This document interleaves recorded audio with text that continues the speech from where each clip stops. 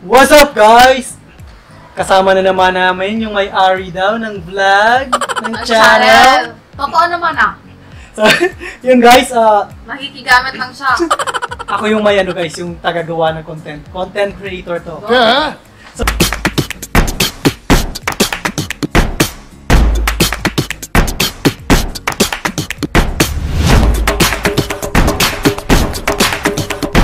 So, guys, yun, kakatapos lang namin na i-explain or i-unbox or i-review ng konti yung mga parts ng computer, yung mga binili namin. So ngayon naman guys, this is it. Kami kasi hindi pa kami masyado nag-build ng PC, no? Bihira lang. So syempre, hindi pa natin kabisado kung paano. And yun guys, ang gagawin namin ngayon, yung nasa lumang PC ko, tatanggalin namin lahat ng parts, ilalagay namin dito sa bagong case.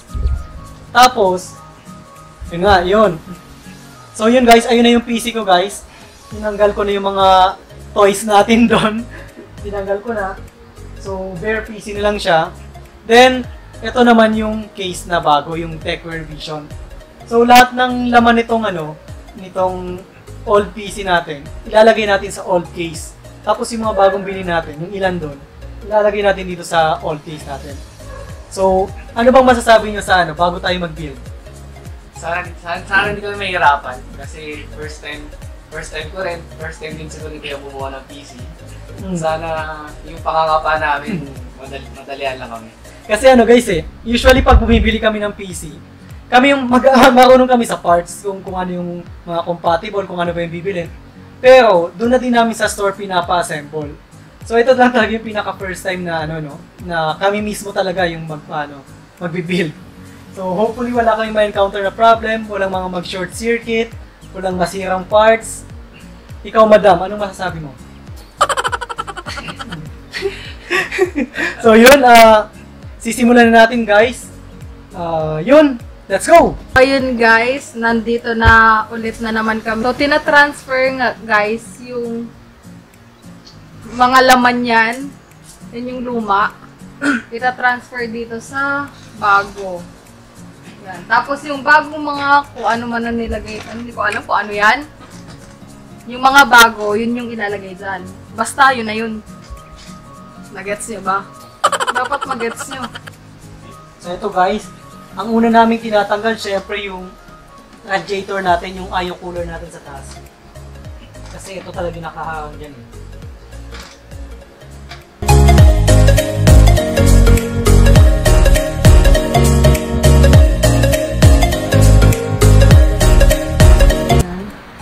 Kasalukuyang nagbabaklas. Ito guys yung yung IO cooler kasi natin. Ito yung Deepcool Captain 240X. Syempre may mga nakakabit yan dyan na wire, tatanggalin muna natin. Ito sarili na itong hub. Yan. So yan, ayan na guys yung IO cooler natin. So ang gagawin natin, lilinisan muna natin yan, yung thermal paste niya. Tatanggalin natin yan, tapos papalitan natin ng bago mamaya. Yan guys, tinatanggalan namin yung tornilyo ng motherboard.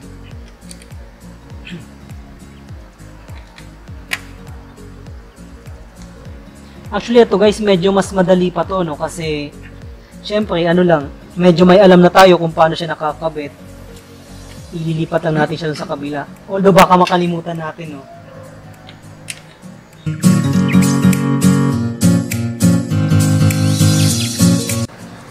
So ayan, natanggal na ang motherboard guys. Hindi ko lang alam kung may mga nakakonect pa sa kung ano-ano. Wala na. O yan. So yan na yung motherboard natin guys. Yung RAM niya, yan yung RAM. Ang RAM niya pala is yung Crucial Ballistics. Actually napakaganda ng performance ng RAM niya. Yan din sana yung hinahanap kong RAM dun sa bago. Kaya lang wala nang ganyan. Wala pa lang wala nung 3200. Guys, syempre yung pinakauna natin gagawin sa bagong case, tatanggalin natin yung unang layer kasi dyan yung video card mamaya. Lalagyan na natin yung dating motherboard guys. Lilinisan pa natin yan. Yan yung CPU niya, oh. Yung CPU niya. Lilinisan natin yan, guys. So, ilalagay ko muna yung RAM, guys, no? So, guys, ilalagay muna nga pala natin to bago yung motherboard, no? Ilalagay natin yun dyan. Dapat daw may click sound yan.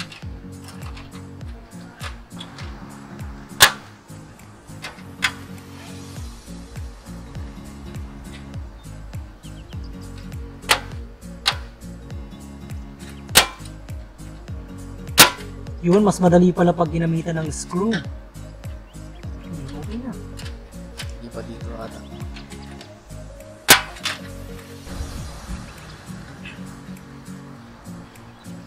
Lalagyan natin ang ating motherboard. Guys, kasalukuyan nating dinidetermine kung alin talaga yung tornilyo nito, no? Baka ito ko yung mga maliliit. Ay, hindi yan. Ang sakto.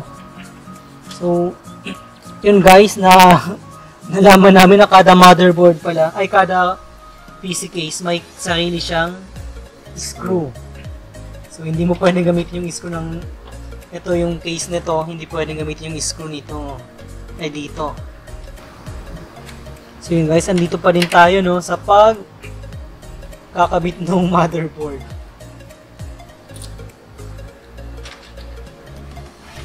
Yun guys, nalagay din natin yung motherboard. Grabe, mahirap din pala yun nilagay Medyo hindi kasi natin alam kung paano, no. May mga nilagay kaming extra. Fit na siya. Kaya natin ito. So yun guys, susunod namin ilalagay yung mga hard drive. Unahin muna natin yung mga nandito. Yung SSD guys, sa likod namin ilalagay yung SSD. Gusto daw niya nakatago. So, mas maganda kasing tingnan mas maganda talaga pag nakatago. Ulit. Medyo natagalan ako guys sa tanggalin yung power supply natin. Kasi di ba yung cable management nga. Kita mo yan, dami yung cable, no. Ito hindi to fully modular. So, yan, madami siyang kasama. Lalagyan natin ito doon sa kabila. Yan. So, nabibisaya na naman siya. Tanggalin ko na to. Tatanggalin ko na guys yung yung Gundam ko. Ilalagay ko to doon sa kabila. So guys, ilalagay na natin yung yung video card, yung RAM, tsaka yung yun yung radiator.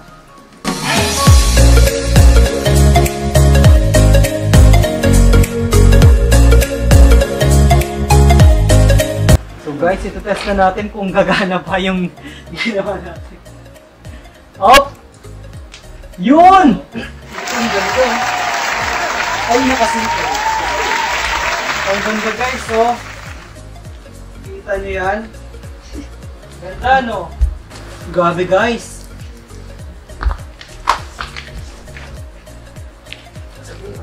So guys, yan na, no? Kita, may may mga yan. May mga effects yan guys, madaming effects yan. Siguro mas maganda kung naka-side. Ganun natin tingnan para kita mo to. Kita mo yung harap. Napakaganda niya guys. Maganda pala yung rings guys. Or dahil sa case lang na talagang kitang-kita niya kaysa yung ganun sa akin.